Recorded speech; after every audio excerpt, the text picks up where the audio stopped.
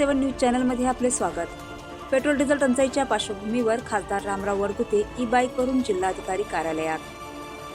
देशात petrol diesel टंचाईची परिस्थिती निर्माण होत असताना पर्यावरणपूरक आणि पर्यायी वाहतुकीचा संदेश देण्यासाठी राज्यसभा खासदार रामराव वडकुते यांनी हिंगोली शहरात ई बाईकवरून प्रवास करत जिल्हाधिकारी कार्यालय गाठले।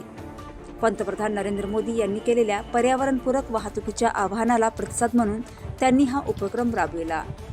यावेळी बोलताना खासदार वडकुते म्हणाले, पंतप्रधान नरेंद्र मोदी यांनी देशहितासाठी दिलेल्या सूचनांचे पालन करणे प्रत्येक नागरिकाचे कर्तव्य आहे।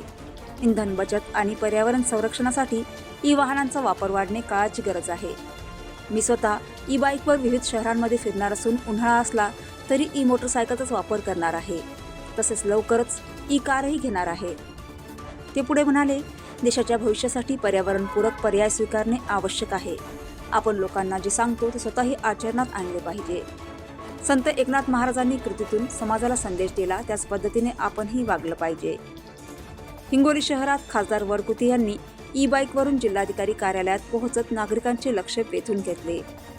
पेट्रोल डिझेल टंचाईच्या पार्श्वभूमीवर त्यांच्या या उपक्रमाची शहरात चर्चा रंगली असून पर्यावरण संवर्धनासह इंधन बचतीसाठी लोकप्रतिनिधींनी पुढाकार घेणे आवश्यक असल्याच्या प्रतिक्रिया नागरिकांकडून व्यक्त होत आहेत। S7 न्यूज चॅनलसाठी अनिस अहमद, हिंगोली। साठी जे सांगितलंय, सध्या जे बिकट प्रसंग आहे त्या प्रसंगाला जर आपल्याला व्यवस्थित हाताळायचं असेल तर जिथं अनावश्यक गोष्टी आहेत त्या टाळता याव्यात या उद्देशानं मी शहरामध्ये यापुढे पूर्ण ई बाईकवर फिरणार आहे। थोडं ऊन लागलं तरी डोक्याला काही बांधून पण मी ई बाईकवरच फिरणार आहे। काही दिवसात बाहेरगावी जाताना सध्या जरी नसेल एक 15 दिवसात मी ई 4 व्हीलर घेण्याच्या मनस्थितीत आहे। कारण देशाच्या पंतप्रधानांनी देशासाठी काही गोष्टी सांगितल्या, मी त्यांच्याबरोबर काम करतो, त्यांच्या आधिपत्याखाली राज्यसभेचा खासदार म्हणून काम करणार।